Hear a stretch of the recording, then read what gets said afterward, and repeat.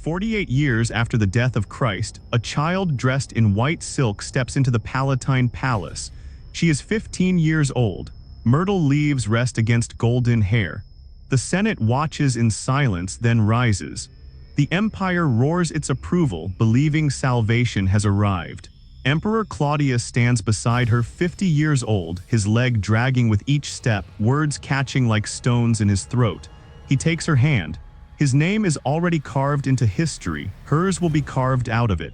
Valeria Messalina, say it carefully. Rome will spend centuries trying to forget. The blood of Caligula still lingers in the palace corridors, barely scrubbed away.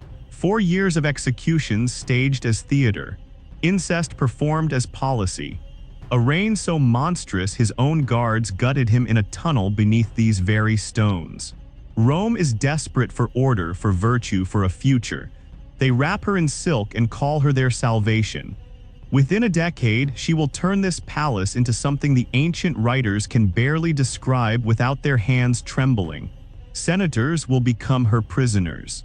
Daughters of aristocrats will vanish into her chambers and return shattered, carrying secrets to their graves. She will orchestrate contests that shock even those who sell their bodies for coin. She will engineer blackmail so vast it would make intelligence agencies pause. She will marry another man in daylight in front of witnesses while still empress, as if daring the empire itself to stop her. And when they finally do, her statues will be dragged into the streets and obliterated. Her name will be scraped from every stone. Official histories will be rewritten as though she never drew breath. Damnatio memoriae, the damnation of memory itself. 2,000 years later, you are still here, still listening. Because the things Rome tried hardest to erase are the things we cannot stop unearthing. So what happens when corruption is not a symptom of power but the engine of it? Let us go back. The year is 38 CE. The forum breathes with life. Merchants calling out prices for imported silk. Senators debating grain distribution. Children weaving between marble columns. Rome appears unstoppable. But the decay has already begun. Tiberius died 2 years prior, paranoid and hated, alone on the cliffs of Capri. Then came Caligula, 4 years of lunacy, executions as public entertainment. A horse elevated to the Senate. Senators forced to witness him violate their wives during dinner. On January 24, 41 CE, the Praetorian Guard ended it. 29 stab wounds, his wife murdered beside him, their infant daughter's skull crushed against a wall. Rome exhales, then panics. Who now? They find him hiding behind a curtain. Claudius, the stammering uncle, the embarrassment who limps and drools. 50 years old, he never wanted this, never imagined it. The guard proclaims him emperor anyway, not because he is worthy, but because he is breathing and Rome cannot afford another hour without someone wearing the purple. Claudius understands he is a placeholder. He needs legitimacy quickly, an heir. A dynasty, proof the gods have not abandoned the city, so he marries Valeria Messalina, third cousin, 15 years old, bloodline stretching back to Aeneas himself. Beauty so refined poets build entire careers describing her. Pale skin, golden hair, features that look carved from marble. She has been prepared for this role. Educated in virtue, taught to lower her gaze, to speak softly, to embody the chastity that supposedly holds civilization together. On paper, she is flawless. The senators approve, the people cheer, the empire has a future again. But here is the question no one thinks to ask. What happens when you dress a child as a goddess? When you place her in a palace where every door opens at her word, where senators bow, where her husband is 35 years older and terrified of losing his grip on power, when you tell her that her only value exists in her womb and her purity, that she must be modest, obedient, chaste, a living symbol of virtue. When you hand unlimited power to someone whose only instruction is, don't use it. What happens when the chasm between what she is forced to be in public and what she hungers for in private becomes unbridgeable? Rome is about to learn. If this moment does not compel you to stay and witness what unfolds when power collides with forbidden desire, you are missing the lesson our ancestors bled to teach. Because what comes next is not merely scandal. It is how empires crumble from the bedroom, not the battlefield. Before we continue, if you are drawn to documented histories that institutions refuse to teach, pressing that like and subscribe button helps us excavate more accounts like this one. Now back into the shadows. The first 2 years unfold as expected. Messalina delivers a daughter, Claudia Octavia, then a son, Britannicus, named for his father's conquest of Britain. The Senate exhales. The empire has heirs. She appears at state ceremonies draped in the modest stola, head veiled, eyes lowered. Every gesture rehearsed for virtue. The perfect Roman matron. In public, she is everything Rome demands. In private, she becomes something else entirely. Rome has always divided its women into 2 categories, the matrona and the meretrix, the wife and the courtesan, the sacred and the profane. One lives in the atrium, raises children, guards family honor. The other lives in the lupinar, the brothel, where men shed civilization like a cloak they no longer need.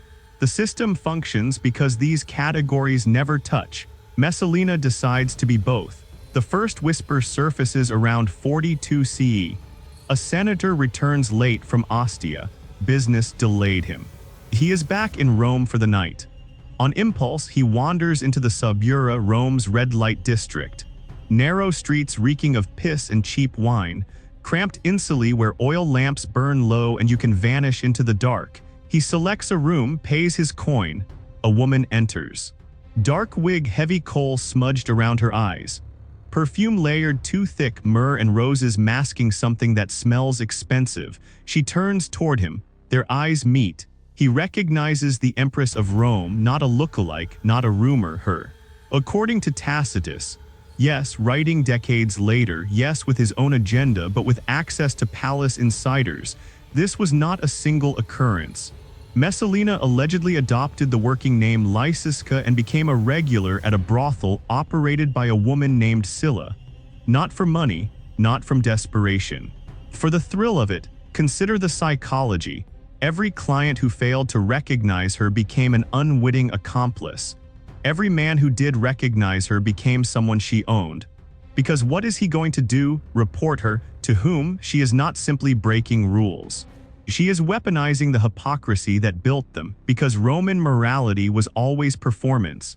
Senators kept mistresses, generals visited brothels, married men slept with slaves and no one blinked, but women, especially aristocratic women, especially the empress, were supposed to exist above desire. Marble statues, breeding vessels, symbols. Messalina looked at that cage and walked out the door. She would return before dawn, remove the wig, wash away the cheap perfume, dress in imperial silk, attend the morning sacrifice to Vesta, goddess of chastity, with the same serene expression she wore the night before, as if nothing happened. But the brothel was merely the laboratory. The real operation unfolded inside the palace. Picture the banquets, Rome's elite sprawled on silk couches around low tables. Golden platters heaped with roasted dormice glazed in honey, wine flowing from jeweled cups, senators exchanging pleasantries, generals discussing Britain, very Roman. Very civilized. Until Messalina gives a signal, the servants withdraw, the doors close, new guests arrive, gladiators still reeking of sand and blood and sweat, actors from the theater, foreign captives, sometimes the teenage sons of patrician families summoned under the pretense of discussing their fathers' careers. What happens next, the sources describe with horror and fascination: forced performances, humiliating contests, senators paired with their political enemies and ordered to entertain her. Aristocratic women, married, respectable, terrified, coerced into playing the prostitute while their husbands watch from across the room, frozen. Refusal is not an option. A tribune declines her invitation. 3 days later, he is floating in the Tiber. A nobleman attempts to leave early. His family loses their estate by week's end. The message spreads quickly. The empress does not accept no. Then comes the contest. The story appears in Pliny the Elder. Yes, he is writing about natural history, but this detail embedded itself. A competition between the empress and a famous prostitute named Scylla, not for money, for pride, who could outlast more partners in a single night, 25. Messalina 1. Pliny records it the way one might document a solar eclipse, with clinical horror and fascinated precision. True, exaggerated, propaganda, we will never know with certainty. But the story survived because it captured something Romans could not articulate: a woman wielding sexual power not as submission but as dominance. Rome did not have language for that, so they turned it into myth. But myths do not emerge from nothing. They reflect something that happened, something people witnessed and could not forget, even when they tried. The palace becomes a theater of power where humiliation is the currency. Senators arrive at dawn to beg favors and leave at midnight, having performed acts they will never speak of again. Aristocratic families send their daughters into the empress's chambers and pray they return unmarried. Most do, some do not. No one asks questions, because by now everyone understands the system.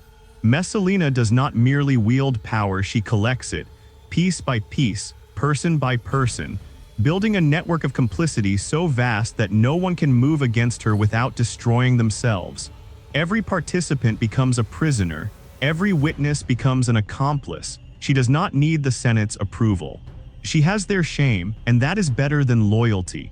Loyalty can shift, shame lasts forever. Through it all, Claudius works, building aqueducts, reforming courts, expanding the empire into Britain. The competent emperor everyone underestimated. Does he know? Of course he knows. Rome is gossiping, senators are whispering. His own freedmen are begging him to act. But what can he do? She is the mother of his heirs. Moving against her means admitting before the entire empire that he has been cuckolded. It means civil war. It means proving every critic right, that he was always too weak to control his own house. So he does what powerful men have done throughout history when confronted with unbearable truth. He looks away, works harder, pretends the rot is not spreading, until 48 CE, 10 years after their marriage. The year everything ends. It is autumn. Claudius is in Ostia overseeing Rome's grain supply, critical work. The city survives on Egyptian wheat, and any disruption means riots. He is doing his job, being the competent administrator Rome requires. Meanwhile in Rome, Messalina is getting married, again. To Gaius Silius, consul designate, one of the most powerful senators in Rome, young, handsome, ambitious, everything Claudius is not. But here is the detail that fractures comprehension: she does not hide it. This is not an affair conducted in shadows. This is a public wedding ceremony, with witnesses, with contracts, with formal vows, while still married to the emperor. The ancient sources describe it with stunned precision. Tacitus writes of the disbelief, the frozen moment when Rome's elite watched the empress take another husband in broad daylight, as if the rules simply no longer applied to her. Was it a power play, a coup attempt? Did she believe Claudius was too weak to respond? Did Silius think he could replace the emperor through marriage? Or had Messalina reached the point where transgression itself became the goal? Where the thrill came not from secrecy but from daring Rome to stop her? We do not know her thoughts, we only know her actions. And Rome, corrupt, compromised, exhausted Rome, finally found its limit. Narcissus, Claudius's most trusted freedman, hears the news first. He rushes to Ostia, finds the emperor reviewing grain ledgers. Picture that conversation.